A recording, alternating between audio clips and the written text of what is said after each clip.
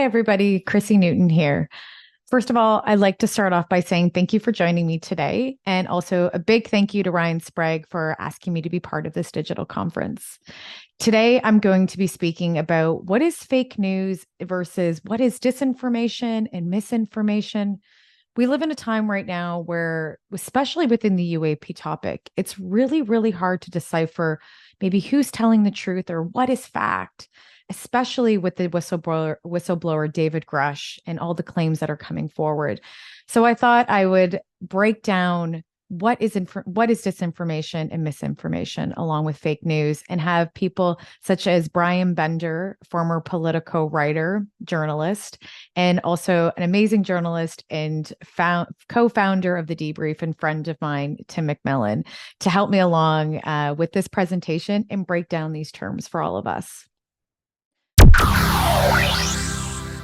So first of all, I would like to start off with my bio.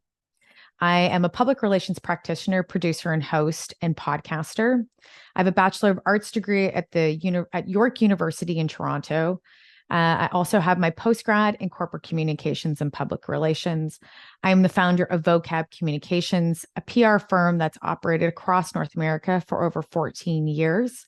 Clients of mine consist of The Debrief, Aerial Phenomenon, a movie directed by Randall Nickerson that some of you might be familiar with, Jacques Vallée, Microsoft, Rexall, Columbia Sportswear, Paramount Plus, just to name a few. And I've been very grateful to work with all of these clients throughout my 15-year career. I am a partner, podcaster, and director of media and PR for The Debrief. And you can go to thedebrief.org if you're not familiar with that outlet. We are a science, technology, and academically pro UAP based news site. I also have my podcast, Rebelliously Curious with Chrissy Newton, and Alt Pop Repeat. All of these can be found on YouTube. Rebelliously Curious is a video podcast, but it is also streamed on all major streaming platforms. First off, I would like to define the term fake news. And what does fake news mean? Fake news is false or misleading information presented as news.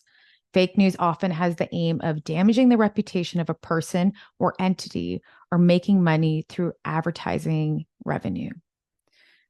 The reason why I think it's important that we understand what is fake news, because we hear that conversation, we hear that buzz term all the time from former President Donald Trump, all the way then to the average news media and the average person, because fake news does exist. Before I get into my clip with Bryan Bender, former Politico journalist, I wanted to break down a chart and look at the different branches of fake news and how other forms of misinformation are weaponized into fake news. Let's start off with the first bubble on the top, in which is satire.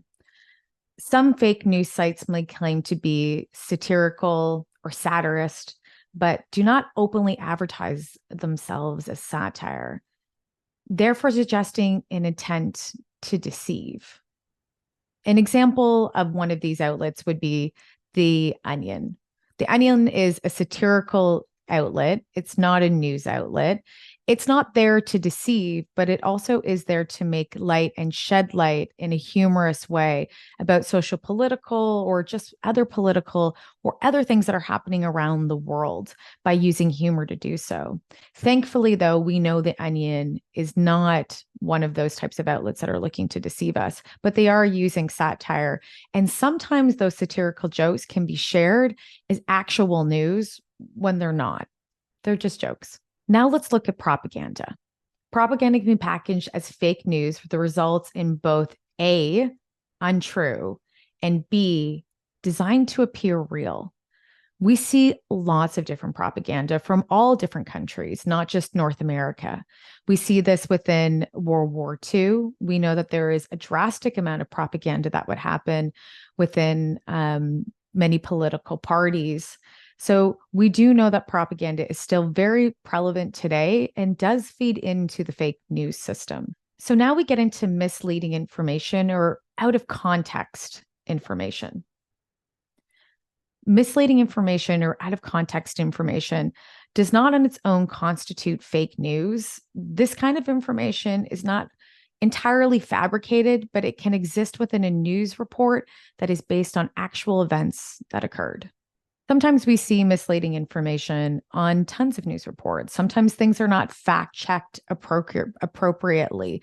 Sometimes they're not looked into. Sometimes that something is misunderstood or misquoted. So there is misleading information and it is out of context. Unfortunately, there's times where we see interviews and only snippet of it have been actually taken, but it really doesn't actually prove the point that the person was speaking about. It was taken out of context. So we do see that a lot, and it does factor into fake news, and we should be mindful of that. Now we get to conspiracy theories. Oh, the wonders of conspiracy theories. A conspiracy theory is an explanation or interpretation of events that is based on questionable or non-existent evidence of supposed secret plan by a group. And often these groups are considered the media or the government. And they're there potentially, from what conspiracy theorists would say, were to obscure events or historical events. Now we get into clickbait. Clickbait pieces are articles that feature headlines designed to get people to click on them, often by presenting a misleading or warped sense of what the post is about. The New York Post is a really, really great example of that. We see tons of clickbait lines for them. Again, this goes back into the definition where we're using fake news to increase revenue.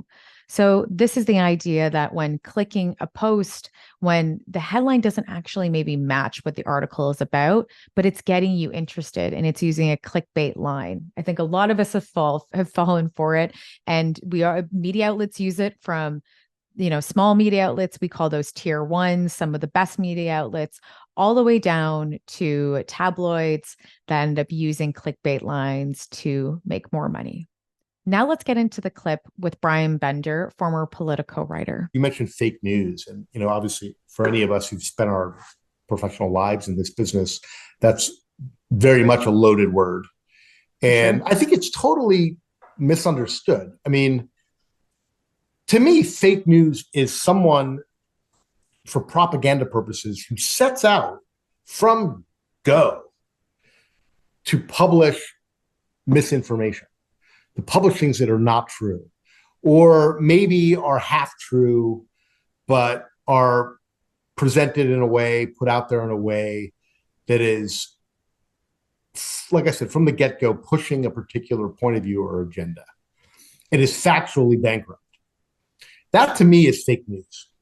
Now, the term fake news has been applied to all kinds of media outlets, from the New York Times to Politico to, it's sort of become a moniker for the lefty media that is pushing fake news. It's not what, major media organizations do. It doesn't mean they don't get things wrong. And as soon as they get something wrong, that's when the people pounce and they say, look, fake news. But that's different than making it up from the beginning, right? I mean, for sure. If you're in the course of reporting, trying to get to the truth, and you get bamboozled by a source, or you're human, you make a mistake, people see that, pull that out and say, oh, look, fake news. That's very different from somebody who's literally, their job is to get up there and throw bullshit out there on purpose every day to basically mislead. And so, when I hear fake news, I'm like, well, what do you mean by that? Because to me, I think most people just don't understand the difference. And there's a real difference. Now I'd like to fast forward back to 1953 and talk about the Robertson panel. In 1952, a significant number of UFO sightings were reported in the United States, prompting the CIA to propose the creation of a group of expert scientists to investigate the phenomenon. The resulting panel, led by Howard P. Robertson, a physicist at the California Institute of Technology, consisted of other physicists, an astronomer, and a rocket engineer. In 1953, the Robertson panel convened for 3 days and conducted interviews with military officials and J. Allen Hynek, the head of Project Blue Book. Additionally, they scrutinized photographic and film evidence of UFOs. Now I'd like to play a little clip from J. Allen Hynek speaking about his experience on the Robertson panel. I was called into the meeting on Thursday. The panel members were seated around this table. It was a rather somber and impressive occasion, actually. I was a junior member, and I remember feeling considerably nervous and apprehensive about being in front of this powerhouse of scientists. But then for the past 4 years, I had been scientific advisor to the U.S. Air Force on this very problem. There were 2 films that were of particular interest to the panel at that time. One was a film taken by a Navy officer while on vacation in Utah, near Tremonton, Utah, and the other was a film taken in Great Falls, Montana, by the owner of the local baseball team.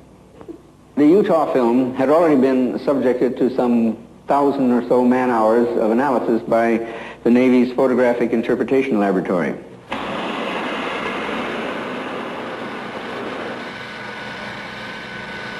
So the panel got up from their chairs and crouched around the wall to examine the films, and they asked to have the films run several times, as a matter of fact. Now, the Navy had, on the basis of their detailed analysis of the Utah films, they had concluded that the objects shown in the films could not be birds, balloons, aircraft, and so forth, but indeed that they were self-luminous, unidentified objects. Despite this conclusion, the panel rejected it and concluded that the objects were birds. They couldn't be unidentified, therefore they had to be birds. I came away from the meeting and from the room with the distinct feeling, however, that the panel had deliberately moved to debunk the whole subject and not to give it the serious scientific attention which it deserved. The panel's conclusion: astronomical and meteorological phenomena were responsible for a significant portion, approximately 90% of the reported UAP sightings. No obvious security threats. Could pose an indirect threat by overwhelming standard military communications due to public interest in the subject. No evidence to support the extraterrestrial hypothesis. Now let's fast forward to 1966 to 1968, where we had the Condon report. It's historically important that we remember the Condon report and reference back to it, because potentially this was disinformation that was recommended by the CIA to be used against civilians as a disinformation campaign to scrutinize people, along with discredit the UAP topic. In 1966, the Air Force requested the creation of a second committee to explain the most noteworthy data collected by Project Blue Book. After conducting a thorough analysis of 59 UFO sightings, the committee released its findings in the form of the publication Scientific Study of Identified Flying Objects, which became referred to as the Condon Report. Edward C. Condon, a physicist, led the investigation. The National Academy of Sciences formed a special committee to review the Condon Report. We have to remember that the Cold War was very real at that time. And there were reasons why the Condon Report did have some recommendations. It doesn't mean that they were right, but some of those reasons were to help to decrease their vulnerability to being easily swayed or influenced by malicious propaganda that has harmful intentions, presents numerous opportunities for exploitation from the Russian government during the Cold War. Now let's get into some recommendations by the CIA. One was a public education campaign could be undertaken. Program will reduce public gullibility. Psychologists take part in a mass psychology. Dr. Hedley Cantrell from Princeton University was suggested. Use of mass communication and advertising experts. Radio broadcaster Arthur Godfrey was suggested, as he could reach the masses on certain levels. The use of Walt Disney cartoons and Jam Handy Co., who made World War II training films and motion pictures, and slide stripes were suggested. Use of amateur astronomers as talent to spread the gospel. Focus on training and debunking. Proper recognition of balloons, aircraft, reflection, meteors, and fireballs. The last recommendation was business clubs, high schools, colleges, and television stations would show a documentary or motion picture showcasing true cases, first the mystery, and second the explanation, as they thought it would be powerful. So now let's move into what is misinformation and what is disinformation. My friend Tim McMillan will be helping me to break down these terms, along with then talk a little bit about historical past references that he found to be very interesting and also for myself, very enlightening. So I'd love to share them with you as well.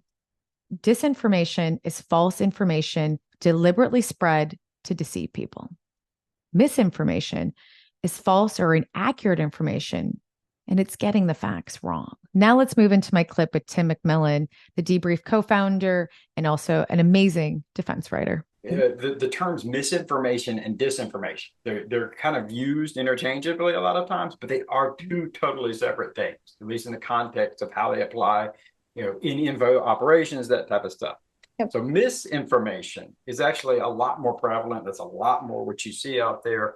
But that relates to information that is incorrect or false, but unintentionally shared. So this is people sharing information that they're misinformed on. So they're not intentionally trying to deceive anybody. They're just sharing bad information, but they believe it.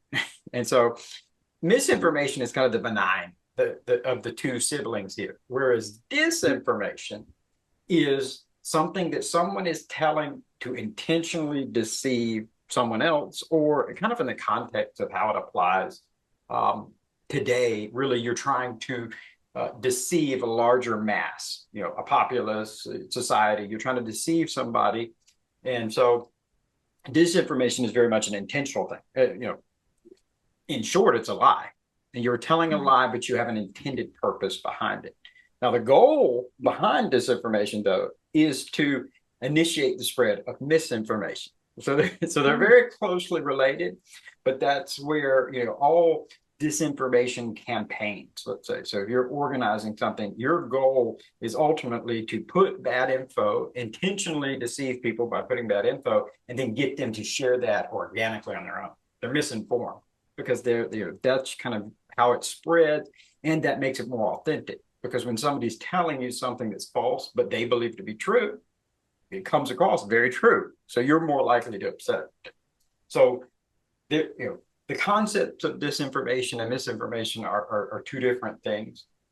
And particularly one of the best ways to relate to it, because most people, when they think disinformation, so the intentional sharing of bad info to deceive people, that comes from the government, psychological warfare, which it can and does. And I'm sure we'll get into that. But disinformation is around us all the time in other contexts, but we accept it. And the most obvious example is in marketing. Marketing every day, we don't think of marketing as disinformation, but take, for example, a car commercial. So your average car commercial, if they're trying to sell you that car, they would show you what the car does, the specifications, here's its performance characteristics, here's what it's made with. That's not what they show you in a car commercial. Oftentimes you see very little of the car, or a fleeting glimpse, but you have some celebrity. There was a great one. I don't remember what car manufacturer did it off the top of my head, but there was a great one with Matthew McConaughey, where he's sitting in the car. There was like a bowl in the middle of the road, and he's waxing poetic. And really, you see Matthew McConaughey the whole time. You don't even see the car. And so we don't think of that in the context of disinformation, but in fact, what it is doing is trying to, really the more cunning side of deceptive disinformation is it's striking to the core it's striking to the core of people's psychology. It's trying to elicit a psychological response. In the case of that commercial, it's reaching out to the people to think, oh, wow, if I buy this car, I'll look as cool as Matthew McConaughey. One of the best, I think one of my favorite examples of disinformation and how it turns into misinformation, even later down the road, is during World War II. The British Royal Air Force in 1939 had invented the first airborne radar system. So air intercept radars that were in the planes. And so before this, you had some ground-based radar, but we're really on the cusp of radar technology. But they had developed it and put it in planes. And where this really came into handy was night aerial combat. So flying at night and intercepting German fighters at night that were coming to attack Great Britain. But they wanted to keep that technology secret. So they didn't want Germany to know that they had invented this technology, because once somebody knows it exists, somebody's going to try to replicate it, or they're going to try to come up with a way to combat it. So they initiated a campaign where they put up, they had flyers, posters put out. They even had interviews in newspapers where they said the reason that the British Royal Air Force night fighters were getting so many night kills on German planes is because, and they even used one specific pilot. They attributed it to his diet, his carrot-rich diet, where he ate a lot of carrots that had vitamin A, and vitamin A improves your vision, particularly night sight. And so, I mean, they put this out there, and if you look on the internet, you can find these great, posters that are, help us win the war, eat your carrots and greens, and, vitamin A improves your night sight. This was all not true. It was all intentional disinformation to deceive the Germans from realizing what the technology they had. And it was put out there in the public space. It later, has become misinformation, because even as a kid growing up, I can remember my grandma telling me, make sure you eat all your carrots, it'll help your eyesight. Unfortunately, she's passed away, so I can't ask her, hey, did you know that wasn't true? But the more likely explanation is she had heard it from that. My grandfather was in World War II, so she was, in her early 20s during this time frame. She would have heard it, and so she retold it to her grandkids, and it just kept going on. So that's how disinformation become misinformation. And in that example, it's going on, for decades. There's probably people that right now they'll hear this and go, wait, carrots don't improve your eyesight? I've heard that my whole life. And so it really all stems from this disinformation campaign. So when you talk about what laws restrict the government in particular, so the federal government from sharing disinformation, so intentionally trying to deceive people, the first thing that's really important to understand is there is no laws that prohibit them from intentionally trying to disinform foreign nations or people who aren't U.S. citizens. And so, they certainly can and do target, adversaries, Russia and China, with disinformation for a host of reasons. But in terms of targeting U.S. citizens, the public, and the media, so that kind of spirals out. So all of these included, there's a couple of legal prohibitions on it. And all of these are really kind of wishy-washy. It's a slippery slope here. The first one would be the Posse Comitatus Act. So, and this was signed in 1878, so over 100 years old. And what this does is this prohibits the United States military from operating on U.S. soil in an official capacity, such as law enforcement or a domestic military force. Now, there's a caveat to that, and there's a couple exceptions to when the U.S. military can operate on U.S. soil. One of them is for enforcing federal laws. So you'll see U.S. military, particularly the Coast Guard, that helps out with drug smuggling enforcement, stuff like that on the border. So you will see them, and they can enforce federal laws. The other is during emergencies. So everybody's seen hurricanes or any kind of natural disasters. And the caveat in relation to disinformation would be important is that they are allowed to operate and function, in their official capacity to protect federal property and federal functions. So there is that slippery slope with just that particular act, where you could say you could potentially see the Department of Defense going, well, we're engaged in disinformation here, but that's to protect a secret program that we're working on, or protect a classified facility, something like that. And under the Posse Comitatus, they would be okay with it. However, the other one that would come up just for the Department of Defense specifically would be, there is law in Title 10 of U.S. Code. So Title 10 relates to the military and the Department of Defense, which prohibits the DoD from publicly engaging the domestic audience in propaganda, disinformation, or trying to covert influence. This law specifically prohibits them from engaging in it and using federal funds to do it, I should say. So federal employees can't do it. They can't use any federal funding to do it. So that alone is where it makes it illegal for the DoD to engage in it. The intelligence community. So now we're talking about the 19 agencies that make up the U.S. intelligence community, including the CIA, NSA, all of these. They operate under a different section of U.S. code. So Title 50. But Title 10 is the DoD. Title 50 is the intelligence community. There, again, is this weird slippery slope. Under federal law, somebody like the CIA is not allowed to operate on U.S. soil. So they engage in covert operations on foreign soil. However, there was an executive order signed by President Reagan in 1981 that expanded the intelligence community's authority and capabilities and allowed the intelligence agency to engage in operations on U.S. soil against U.S. citizens under certain parameters. So counterintelligence, this type of stuff. However, even though that order has been kind of widely criticized, because it expanded so much of what the intelligence community could do, it did, however, explicitly limit the intelligence community from having the ability to engage in any covert action directed to influence the U.S. politics, the political process, public opinion, policies, or media. So that executive order both expanded their authority, but specifically limited them to where the intelligence community can't target the U.S. populace with this information. They're not supposed to. Let me put it that way.